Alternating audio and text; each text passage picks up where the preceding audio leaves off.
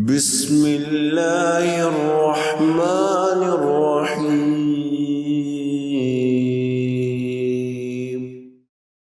امام ابن قیم الجوزیہ رحمۃ اللہ علیہ مدارج السالکین میں فرماتے ہیں، کوئی بھی مسلمان اس وقت تک جنت میں داخل نہیں ہو سکتا جب تک کہ وہ اپنے گناہوں اور ان کے اثرات سے مکمل طور پر پاک نہ ہو جائے۔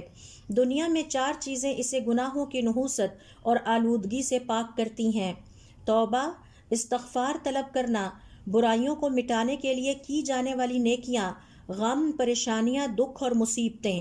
اور اگر یہ 4 امور بھی اس کے گناہوں کو مٹانے کے لیے ناکافی ثابت ہوں تو پھر برزخ میں 3 اور مرحلے اس کے گناہوں کو مٹاتے ہیں۔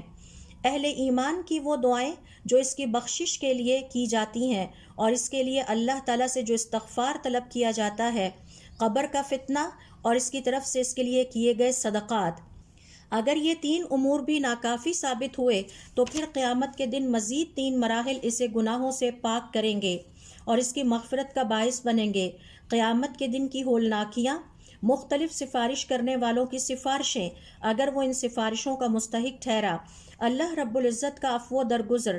پھر اگر یہ امور بھی اسے گناہوں سے پاک کرنے کے لیے ناکافی ہوئے تو جہنم اس کا ٹھکانہ بنے گی، جب تک کہ وہ اسے اس کے گناہوں کے مطابق جہنم کے عذاب میں وقت نہ گزار لے، اور پھر جب گناہوں کی نحوست اور آلودگی ختم ہو جائے گی اسے جہنم سے نکال لیا جائے گا۔